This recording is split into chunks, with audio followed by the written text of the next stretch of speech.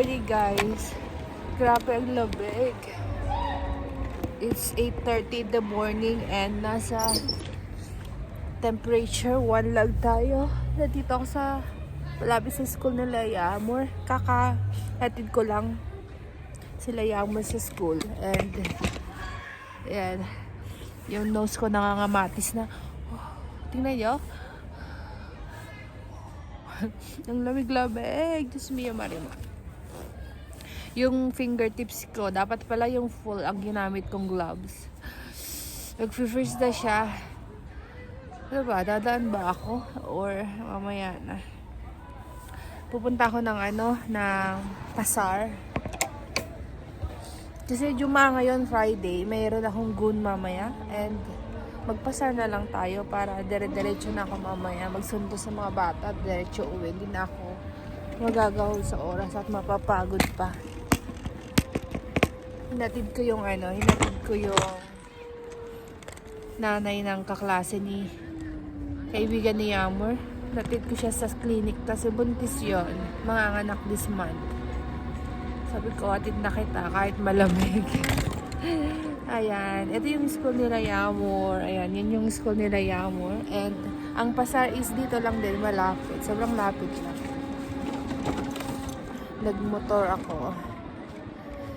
Yun naman yung ginagamit ko everyday para maghatid sa mga bata. Ganyan. Nakita ko sa inyo ang pasar. Yung lamig. Sobrang lamig guys.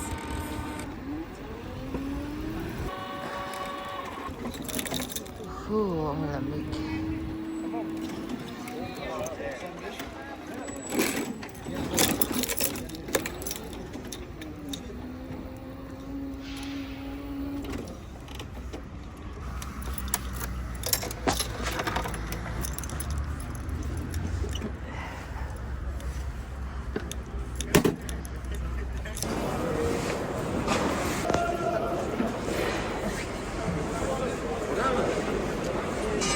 Abi 1 kilo ne kadar? 25.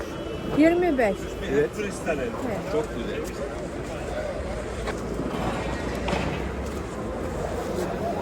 Abi 1 kilo alabilir miyim? 20 olur mu?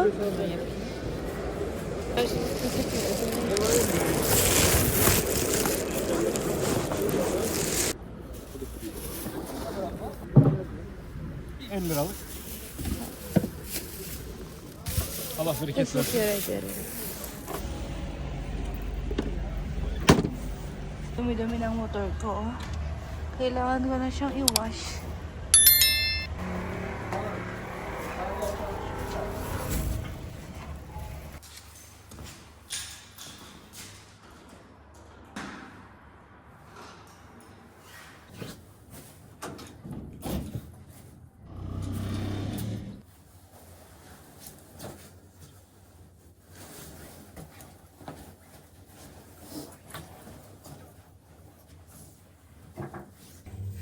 Dito na ako sa bahay. Grabe yung mukha ko. Parang nag-freeze. Oh. Ang lamig. Grabe ang lamig sa loob. Ang sakit ng sikmura ko. Pero kung sinisikmura, nalamigan. Pumasok ba yung lamig kaya sa akin? Sakit siya. So, ito lang yung binili ko sa pasar. Ayan. Prutas lang yung binili ko, guys. Grapes, kiwi, and mandalina. Ayan. 3 klaseng prutas. Kasi naalala ko, nagpasar pala ako nung Wednesday. So, meron pa akong vegetable, tsaka pang breakfast dyan sa fridge. Tinaman maganda pagbili tayo ng bili. Tapos, masisira lang guys. Kaya,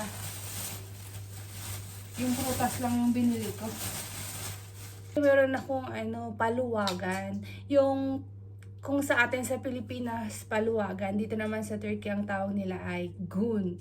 So may gun ako today. Ang kasama ko sa gun ko ay mga Turkish.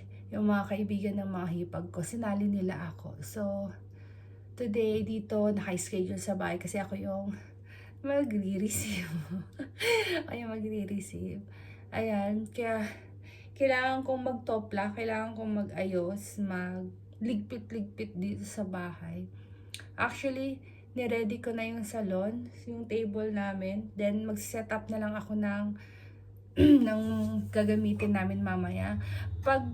Kasi dito sa Turkey, pag ikaw yung nakatoka na magsasahod, ganyan, wala kang lulutuin.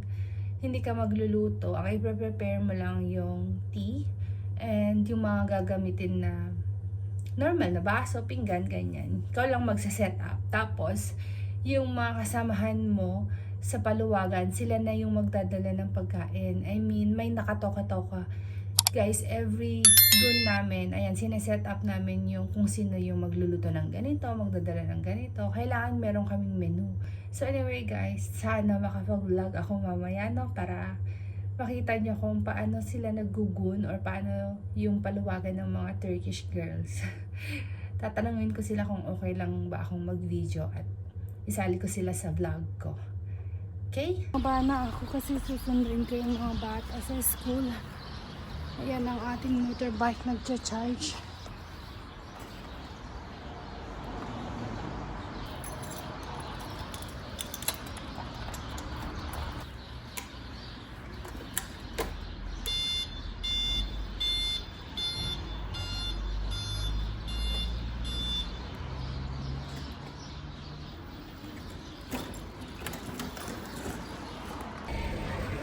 Nandito na ako sa school, guys. Nantay ko na itong mga batang lumabas.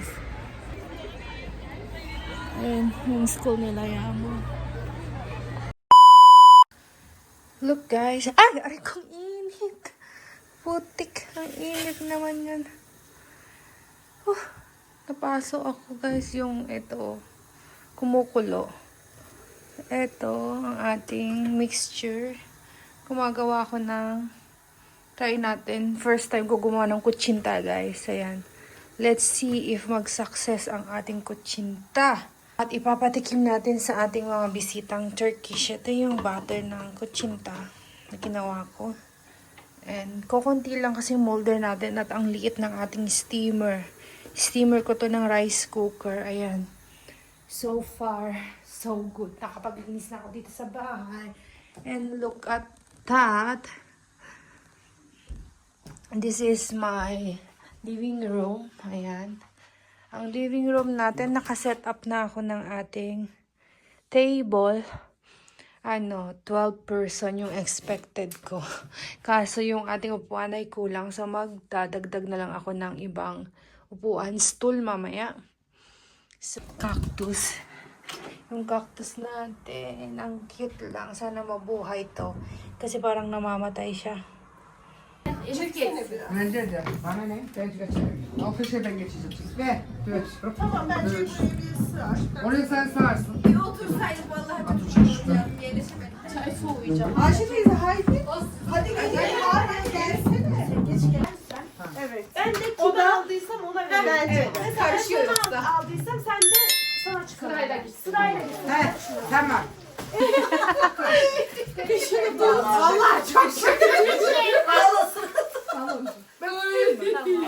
Hadi ikinci hediyem. Bir dakika dur. Onu bir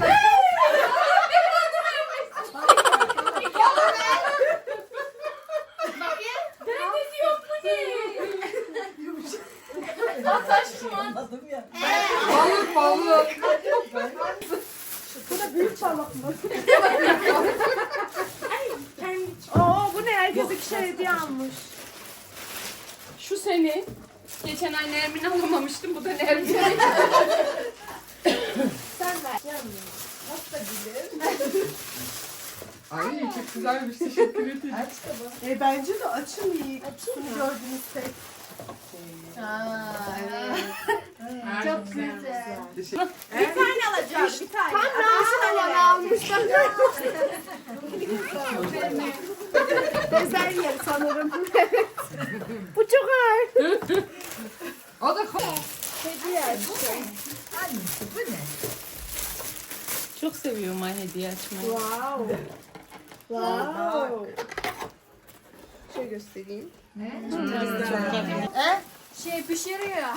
Hamsi. Evet pişiriyor. Lazım pişiriyor. Kız yok bebek var.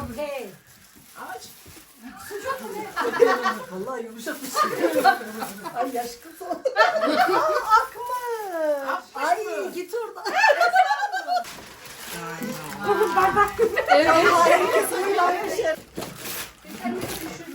Bardak alışınıza ne diyor?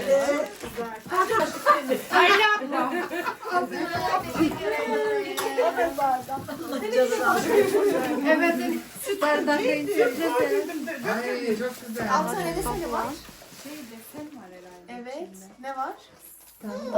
Ellere gitti sandım da o yüzden bak. Sen kim aldın bunu? Ayşe teyze kalıyor. Biberon nerede kaldı benim? Al kaçtı içeri. Nermin bunda sütü ne? Ne demiyorsun buna? Pipetli. Pipetli, evet. Çok güzel. O ne? Pipetli bardak. Sıcak içim için. Sıcak su. Ah şöyle. Burada da koy. Şey. Ha bu ne? Ha şeyini koymak için. Çok güzel. Teşekkür ederim. Severek Hangisinin bardağı? Biskolata. Biskolata. Bibi. Bibi de bardak. Onu çek hamsi. Sanki hamsi hiç yemediniz değil mi? Kötü bir şey. Kuyruğundan tutayım bari. Kötü bir şey mi hamsi be? Hiç kaynamadım. Yazık hayvan. Ben hani dedi ki balık 3 tane balık aldım dedim 3 tane balık niye iyi bir yer 2-3 kişi dedim. Bir de ciddi aldı. Dedi ki niye sosu? Şey, reçeli. O sözün reçeli. Süt reçeli. Evet, süt reçeli. Süt reçeliyle ben aside diye de onu Üstündeki ne? kaşara benziyor. Yoksa peynir değil, çikolatadır bu. Çikolata. Beyaz Yok, peynirli. Bu beyazla peynir. Nasıl? Böyle. Ne? Yok. Verir misin rica O da mı değil? Dur ben de alacağım. Şeker Güzel. Tadını merak ettim. Beni buna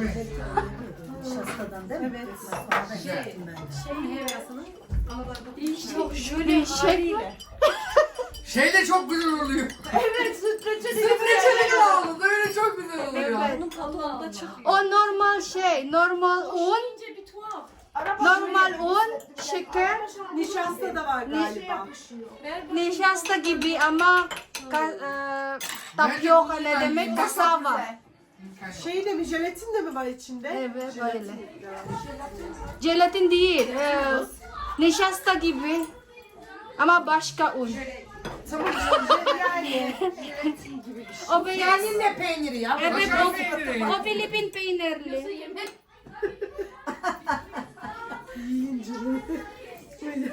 Başka koymadım. Kurabiye yaptım, salata yapmıştım. Böyle aldı. Sonra değişti. Evet. Evet. Börek yapmadım. Börek yap. Bir su böreği açabilirsin mesela. Buraya 2 kere sarma verdi gaybiniz. Anne sana vermedim ya kız. Sen bu sefer onun yerine. Atın. Hello! Ayan, ngayon lang ulit ako nakapag-vlog. Nakauwi na silang lahat and it's already late at night. Ano oras na ba? 11:20. Ayan, 11:20 na guys ng gabi. Kaka-uwi lang nilang lahat. So, empty na ang bahay. Ayan. Empty na. Everyone already left. Ayan. Si Yasi gising pa. Ayan, nagugutom daw siya. So, ang daming natirang sweets. Ayan. So far, masaya naman. At ako yung nakaraos na sa aking goal. Alhamdulillah. Çok syukur. Ayan. So, gagawa ako ng pagkain ni Yazi. Walang kasawa-sawa ang kanyang noodles. Ang gusto niya noodles. So, yun yung madaling gawin. Kaya, gagawan ko muna siya, guys. And, thank you for watching. Sana nag-enjoy kayo. And see you again to our next vlog. Bye!